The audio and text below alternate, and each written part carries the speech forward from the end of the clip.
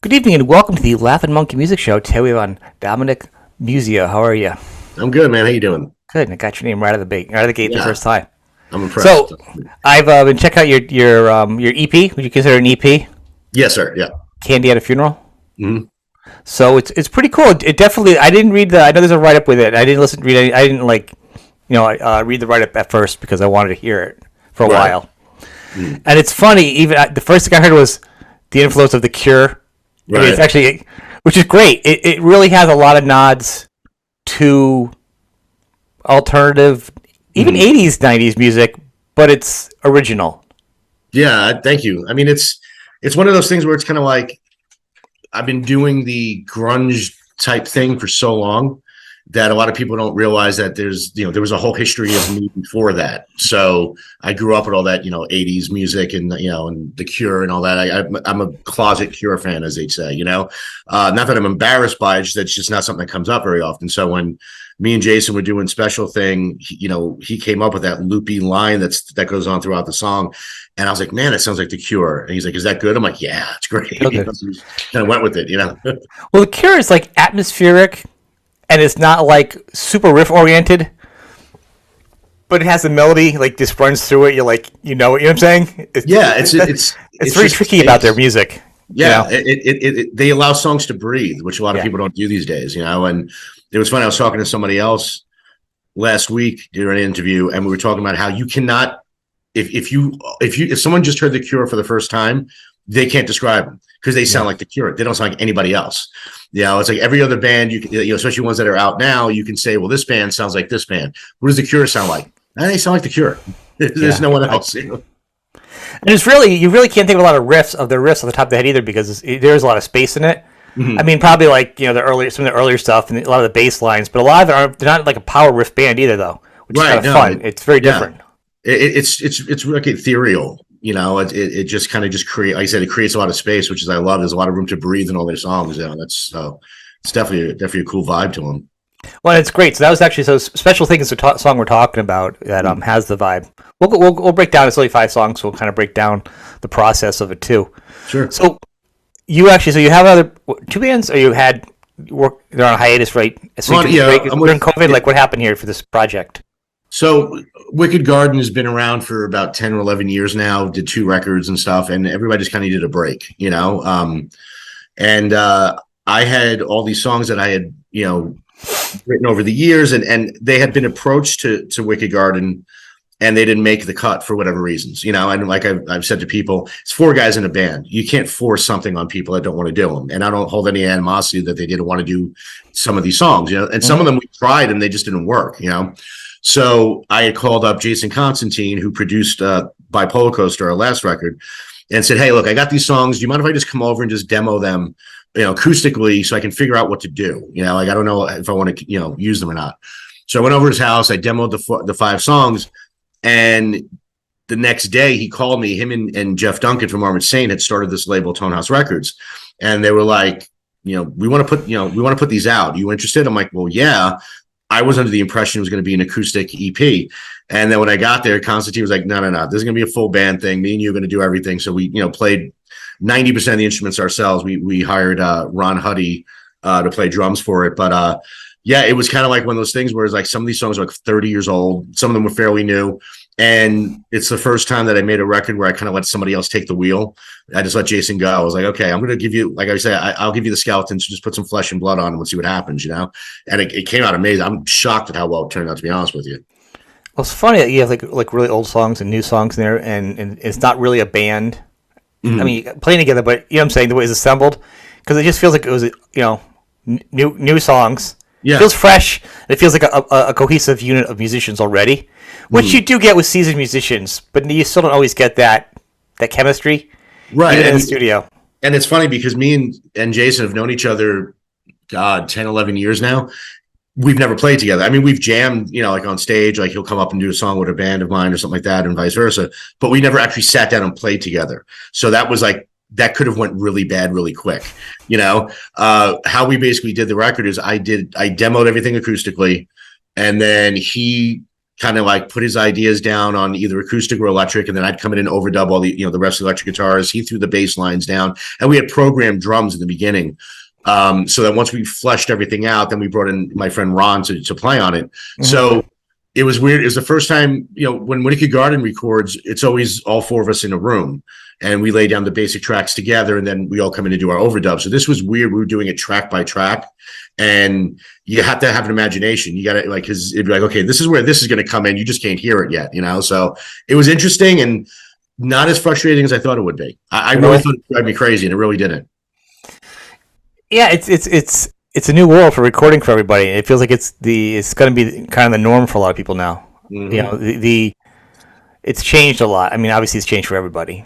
You know, for work meetings and everything else. I think the one thing I think this did do is it kind of pushed everybody a little bit forward that weren't a little uncomfortable about that. Going online. Yeah.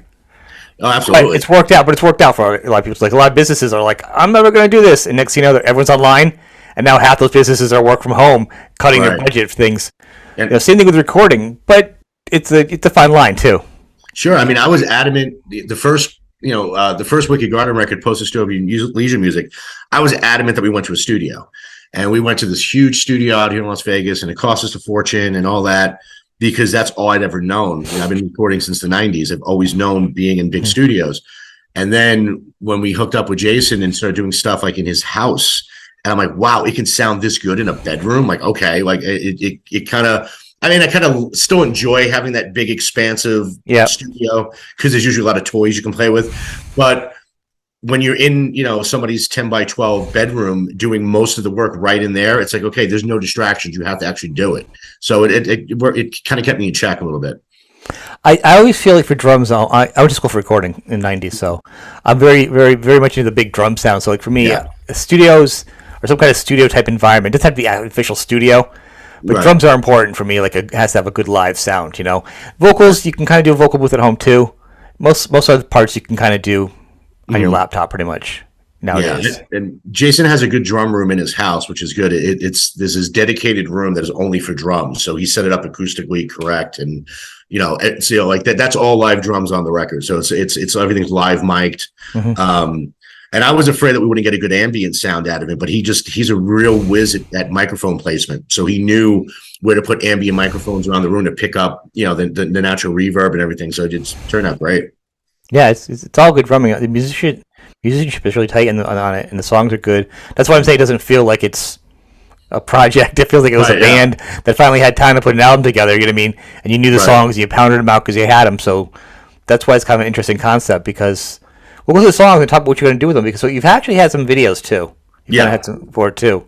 Mm. Is that the goal with this to just do some videos? Are you going to tether together some people and do some music shows with it or what? I have assembled a band called Chemical Tribe. So it's actually Ron who played drums on the record, a good friend of mine, John Mills on guitar, and another friend, John Robinson on bass. And we got a couple of live shows. We're actually playing this Saturday night at Vamped out here, and. Yeah, we did, a couple of videos. We'll probably do one more, depending, maybe two. It's doing really well, which, to put that in perspective, it's not like it's selling hundreds of thousands of copies, but it's getting streamed a lot. It's over 100,000 streams already in a month, which is pretty Name good. A rock band that's selling hundreds of thousands right nowadays. I'm talking fantastic artists. It's just not best in the world we're in anymore. Music is just the way to go out on tour, and then the merchandise is what's helping in the sales, Exactly, and it's funny because we made a small run of CDs that's available on the website ToneOutRecords.com,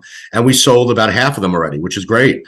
But yeah, the streaming kind of took us by surprise because the first single, Special Thing, got picked up on a couple of playlists that just blew it out, like thousands of streams in about 2 weeks, and now So Close So Far, which is the second single, did the same thing. So now.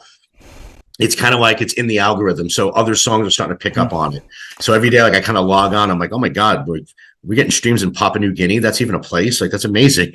Well, it's crazy. I'm sure some people like our generation, because I'm 52. So I mean, so like we're here and we're like, oh, you hear a Special Thing. You're like, wait, what was it? The Cure? Wait, that sounds like I mean, that's a reminiscent piece and it's like new. So to me, that's a touchstone and a callback to like, oh.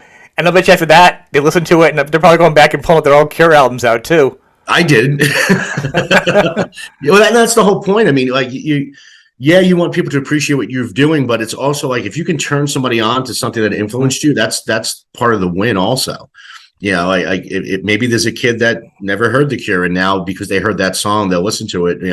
And vice versa. Maybe there's a Cure fan that somehow stumbled onto my song and goes, "Well, this is right up my alley." So you're kind of hoping that it all ties together at some point, right? It would be even better if their fans overlap because they've got more of them. Oh God, yeah. Right. I don't know anybody that doesn't like The Cure. Actually, like you'll hear what I mean. Right. Every metal band, and you'd be like, guys in Pantera, like, oh, I love The Cure. Like everybody loves The Cure. You do. You can't not like them. I'm sorry. If you don't like them, there's something wrong with you. That's the way I look at it. Yeah, they're pretty great. Yeah. So keeping on going through. So you did Pretty Broken. I have the song list on my left. That's what I'm looking at. So I can't remember off the top of my head. Another song. You coming in, cracking it out. That was a video too, right? Pretty Broken was a video. No, that we haven't done the video for that one now.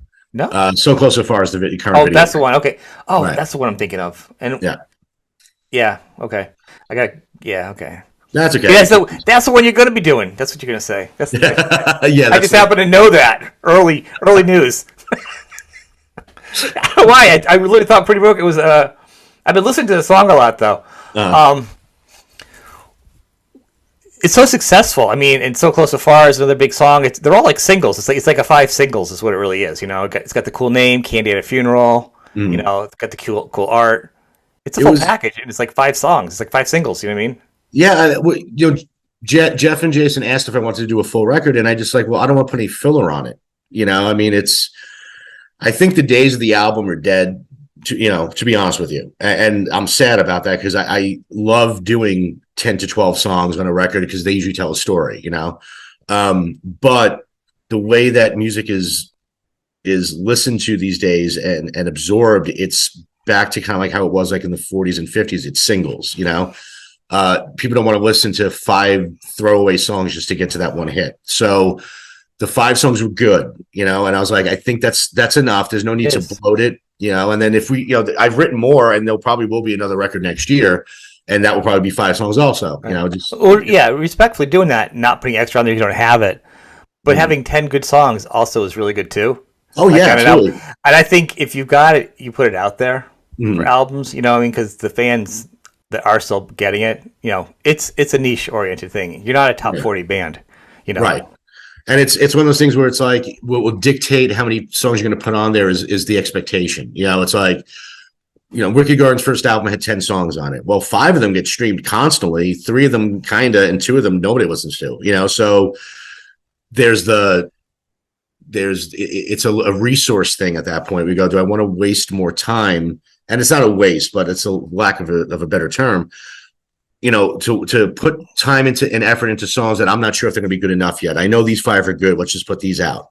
Let's dedicate the time we've got to put 5 really good songs on there instead of, okay, we got 5 and here's 4 other ideas I haven't figured out yet. Well, might as well save those and see if they work better later. Right. I mean, just as the tuners, they're not good songs too. You put out your best out there, and what people like is what people like. Your best ones could be the ones don't listen to. Think about some of your favorite bands, right? And some of their albums, their songs. You're like, they don't even play that album anymore. Right. It's great. Imagine if they said, you know what, it's not commercial viable. We're not going to do it. You'd be like, no way.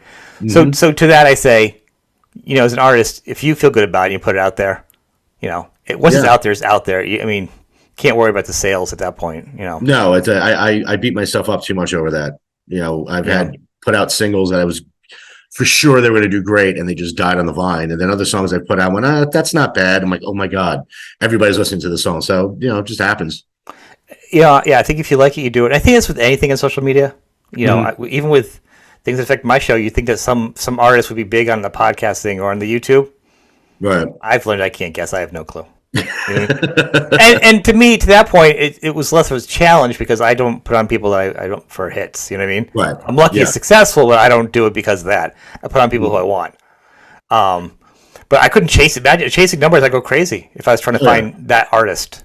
Well, yeah, you can't. And also, it's the thing. Hot today and cold tomorrow. It could be hot right now, and then next week it's just gone. So why bother chasing it? Well, the thing is, there are a big number of people I could do with. I don't like the music, so I wouldn't want to do it. So that's my whole point: is if you're doing something you like to do, you do it. You know what I mean? Exactly. And that's the whole thing with you. So I mean, I think you guys should continue on if you got more songs.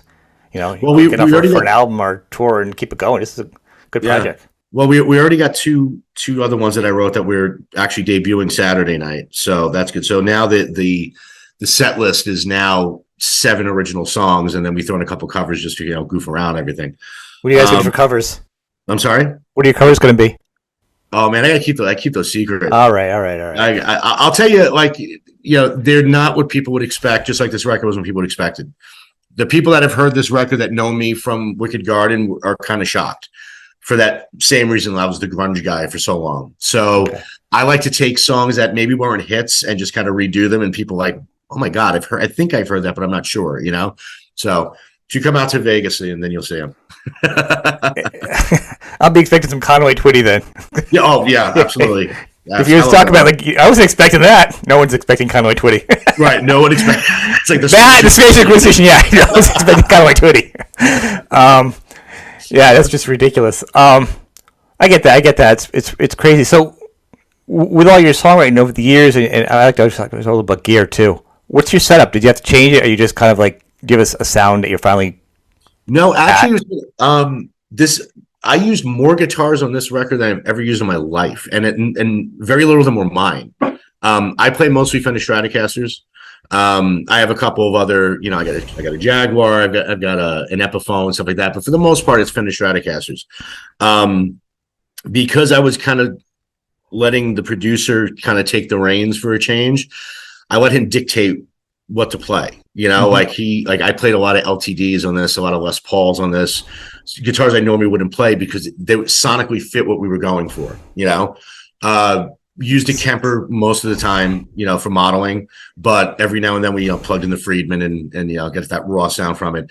And it was good because it again took me out of my comfort zone. It's like when somebody hands you a Les Paul and you've been playing Stratocasters for 35 years, you're just kind of like, I don't know what to do with this thing, But there was tones in there that I couldn't even imagine me coming up with. So that's a testament to how good a producer Jason is. So what about reproducing the sound sort of similar to it, playing out now by different instruments? How you gonna? It's funny because the guitar player that I'm using, John Mills, is a tone snob. Like he's one of those guys that when I gave him the songs to learn, he not only brought in notes of the changes, he put in notes of the megahertz he's going to use, and I'm going to scoop the mids on it. So that's all him. It's like I play 70% of the sets now playing guitar. I do a lot of just singing now. And me, I've always just been plug it in. Is it loud? Turn the gain up. Okay, I'm good. I'm not a tone snob. I never have been. My ears are good enough to be a tone. Well, there's a similarity. I mean, if you're playing a totally different guitar sound, you know what I'm saying? Well, I usually use a lot of mid range, so John's handling up the bass end on the back. And that seems to blend really good with what we're doing. I like that gnarly, just crackling. The album has a good sound, so if I was going to hear that sound, I'd be kind of bummed if it wasn't, because that's a good sound. It is. It's a great sound. I mean, we do a pretty good job of getting it live. It's pretty close. And if there's not, a way to recreate it, which we have been able to, but we just kind of tweak something a little bit just to keep it consistent. For instance, a good example. Okay, so on Special Thing, that tone is pretty hard to do live because it's just not a very thick tone. Mm-hmm. So I just altered the way I play it a little bit, so it kind of rings out a little bit more, which added another dimension to the song. So now it's okay, well, this sounds just as good this way. So people that have heard it on the record now hear it live, they go, "Oh wow, I like the way you played it." I'm like, "Good," because that's cool. Yeah, that's cool. You know what I'm saying? You just feel like it was a totally different sound, but obviously you can't always reproduce everything. Right. But you going in and playing something different, is fantastic as an artist, because it does take you out of your wheelhouse, and you're probably getting other ideas while you write that song. While you're playing it, you're like, I have an idea for something else. Oh yeah, focus on this song, because you're playing a different song and you're hearing a different tone and everything. Yeah. But then there is a danger of tone chasing forever. You know what I mean? Right, which is why I'm not, like I said, I'm not the tone guy. It's I leave that to other people. Just like I said, plug me in, turn the gain up, I'm good. That's great. So locally, you guys got a couple of gigs, you said? Yeah, we've played a couple already. And I said this Saturday night we're at Counts Vamped, which is the biggest club out here. And then after that, it's just we're kind of fielding some offers of what we're going to do. Touring is probably not in the cards, at least for right now. It's just not cost effective. I mean, I hate to say it's all about money, but it's about money. Yeah, well, touring is about money. You have to make money. Yeah, Yeah, I can't take four guys on the road and pay them and come home and be in the hole. I just can't at this part of my life. So if the offer's there and it makes financial sense, we're going to do it. There's a couple of local things coming up that we're probably going to get caught up in the next couple of months. And if something, if the right opportunity came by, we'll jump on it. But for right now, I'm just kind of just fielding, the offers and see where they come from.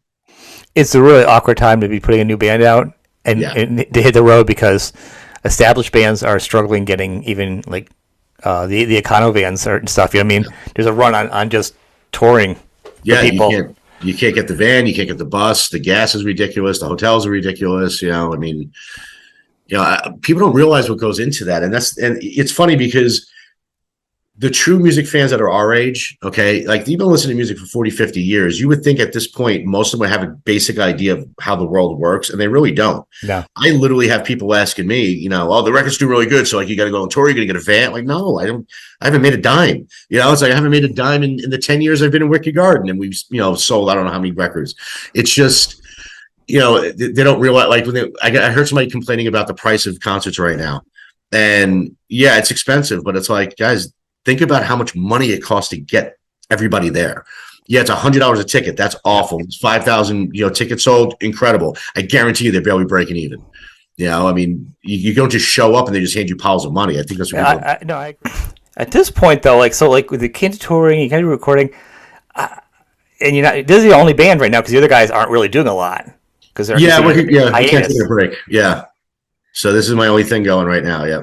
So being a musician, I would be like, I'm already writing new songs. Like I like to sit down and not write because COVID must have been kind of weird as it was. Oh, it drove me crazy. Right. Yeah. So now you can do a few things, but it's still not probably what you were used to. Yeah, we never really recovered. Talking about Wicked Garden, what happened was with us is we had put out 2 singles right before COVID hit, and so that killed any momentum. So after COVID was almost a year old, amazing how long it was. We said, well, let's go in and finish a record. And because we figured everything was going to be opening up soon. So we'll have the record, then we can just go. So then we put Bipolar Coaster out last year and everything was still closed. And there was just nothing, So once everything kind of opened up, you got a gig here, you got a gig there, but it wasn't the same. The money wasn't good, worth it. Let's put it that way. The fans weren't coming out because people were just, they're still nervous, and I don't blame them. And it's happened to everybody. Some gigs where people were selling out tickets to shows, and then there's one or two shows I didn't go to. I bought the tickets for, and in my area, it was a closed place, and they weren't enforcing things, and then the virus just spiked in my area. Right. I'm like, I'm going to step back from this one. Yeah. I'll eat the money because I can't afford to get sick. I have elderly people in my family. Right. Yeah, it happened to us too. And then, it just got to the point where we just like, okay, you know what? Now we're beating our heads against the wall trying to make something happen, and there's really nothing to happen right now. Right. So we just said, everybody's just gonna chill out. We played our last show in May or March or something like that, and we're just gonna relax for a little bit and see if the fire's still there once everybody takes their break. But me being the lunatic type A personality that can't sit still for 5 minutes, I was like, well, I'm going to record these acoustic songs, and now it's a record, and it's still doing it every day. Wake up, play the guitar, put that on the phone. That's a song for later, so I just can't slow down. Well, have the other members heard this stuff? Yeah, absolutely. Been really supportive. Really, they came to my first show. They all were there and dancing and drinking. It was fun. And, like I said, when people ask me about Wicked Garden, nothing bad happened. Everybody just needed a break. We're all, we still love each other. We're all friends. It's just we needed a break. You keep saying, you think of Ross and Rachel. We were on a break. We're on a break. I actually wanted to do that. I wanted to put that on our band webpage. We're on a break with Ross and Rachel. Yeah. And then I was like, I don't think they may not understand that. So I'm just going to leave it alone for now. It's pretty funny, actually. Because I was thinking of that. It's pretty kind of funny, actually. It is. The time period, right? We're on a break. It's so true, though. It's so true. Absolutely. Because I wonder if some of the members man, you know what? I kind of want to do it. You know what I'm saying? Well, I know like Troy, our bass player, he's doing something else right now where he's put together a couple of guys just to jam on the weekends and see if anything goes with that. I think Jay, our drummer, is actually part of that too. And it's everybody wants to do it. It was just a matter of, like I said, I hate to use the word machine. Wicked Garden isn't a machine. However, the machine that Wicked Garden had to operate in a certain level, and if it didn't, then it didn't make sense. having, multiple records out and merchandise and a publishing deal and all this stuff, if it wasn't generating income, it didn't make sense to keep going. So because there's too many parts. We have a manager we got to pay, we got a publicist we got to pay, and all this stuff. Yeah. If we're not generating anything, then what's the point? So it was better off to say, let's just take a break. And if there's a surge of people asking, hey, we want you guys back, then fine, we'll come back and we'll do what we got to do. But until that point, it doesn't make sense for us to go out and play in front of 5 people. So and then also too, it's like we've been doing it for 10, 11 years. It was a long time. I love those guys. That's the longest I've ever been in a band. That was a lot longer than my first marriage, and it was, it's incredible. Did your first marriage produce 2 albums? I don't think so. No, it did not. No. There you go then. Produced 2 kids. I mean, that's kind of close enough, I guess. I guess it is. Albums, kids. Some days I wish I would have had. Some days I wish I had albums instead of kids, but that's the story. But maybe it'll come back refreshed, and you guys, it's good. And a lot of days, the 2 things have also changed. Just because, first, everyone's in a lot of different bands, which I think is super great for the creativity of a band. Yeah, especially someone like you. I know people are like in 3 or 4 bands. You know what I mean? They just gotta. My question when those kind of guys, I'm like, how are you scheduling it? Because half the time the members are like in Argentina, Florida, and here and there in England, and then I'm like, I don't even know how you guys can get a phone call playing at the same time. It's a hard enough Zoom challenge to interview somebody from 3 different continents. Yeah, you know what I mean? Crazy. I know. So I'm like, I don't know how you get it together. But that also being said, I want to step back. You said your album, you think the EP, that kind of, I get the financial end, but like once you're already recording on some level, I think one of the best models I've seen so far that I like that, because I've heard a lot of different ways. Do we release it? Do we not release it? A lot of bands were hedging on it over the time, and I've spoken to a lot of bands that have done both things. And I like the idea of someone said, it's a safer move. I like the album itself. Just put it out there and just kind of go with it if you can. But to hedge your bets, safer one is doing like a song a month, a song whatever, but doing 10 songs. And then at the end, put them collectively. So you're putting them out there so people are kind of funneling out, feeling like it's a single thing for them. Mm-hmm. So you're not feeling that too much of a weight. And then when it's done, you have a collection of 10 songs. If it's there, you can make a record, you can do some records, or, you know what I'm saying? It feels like it opens up some more doors. It really does. People that are on the fence. Yeah. And again, that's how they used to do it. Like in the 50s and 60s, they put out 3 or 4 or 5 singles, and then, then we'll just dump out, a whole album. And, but again, that was the initial idea behind Wicked Garden's last record, was we were going to do 4 or 5 singles and then put the record out.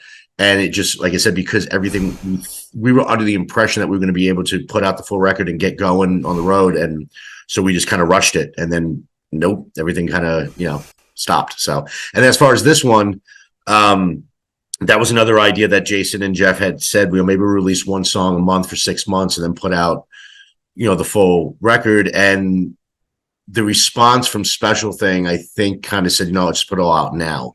Because Special Thing did a lot better than anybody anticipated. So, like, I remember, talking to Jason. He's like, hey, you know what? If you can get 4,000 or 5,000 streams, in the first couple of weeks, then, and it got I think it was 15,000 in the first 10 days. Wow. It got picked up on Release Radar. So I started just blowing it out at everybody. So they were just like, yeah, let's just go ahead and strike where they are and it's hot, pretty much. I think that was probably the best way to do it. Yeah, I agree. It's like I said, you never know it's going to be a big song or not. Because, considering that, I'm like, that's a great song, and it's like right. The one that gets 5 streams, I'm like, that's the band's best song. Oh yeah, I agree. I've seen it a million times. But I'm a deep dive guy. So to me, I go out far. Man, this has been fun. Everyone will have the links for the stuff underneath this so you can check out the music. I think this touches a lot of different. There's like a lot of touchstones for people that dug music in the 80s and 90s, but you don't sound like it. You're not. You can hear. There are sounds similar, but you're not sounding like a Kurt Cobain or Robert Smith. You're not sounding. You got your own. You have a good voice, so you get this nice strong voice. But there's some, something comfortable with it. It feels good. You know what I mean? It feels familiar. And there's a lot of energy in this album too. It's a really kind of. That's something I definitely wanted too. Like, I didn't want anything slow and dirty. I mean, Mother My Heart is a ballad, but even that one's got life to it in the middle, and it's just how I was feeling at the time, so I definitely wanted something. I wanted something that I can play live. That was the whole thing. It's like, if I can get a band together and play these songs live, then it'll be good, so that's why I think it turned out the way it did. And if we can start getting people to do candy at funerals too, that'd also be way better. They do that. It's funny. Like, where? I would love that. So, if you got a couple minutes, yeah. That's the thing people keep asking me is where did the title come from, and the line in "Mother My Heart," "You sick we sweet like candy at a funeral," was written before the album was even conceived. I just liked it. I like puns and I like juxtaposition. Yeah. So after I had decided to name the record that, I did a search to see if anybody else had did it, right? Which whatever. No, but there is something called funeral candy, and it's really popular in Asia and Australia. It's candy they give to kids at funerals to calm them down because they're upset. So like when kids were going to a funeral, there'd be like this little jar of candies for them to eat. And I thought, wow, that's beautiful and morbid at the exact same time. There's sedatives in it, like chamomile and stuff. I don't know what is it. Yeah, it's probably it's probably like Smarties or something. Yeah, right. Like I can't imagine being at a funeral eating a Snickers. That would just be like tasteless. Yeah, that would be wrong. Yeah. Well, for you next, we can do we'll do piñatas at a funeral. We can we'll up the game. We'll up the game, right? And you can. Sure.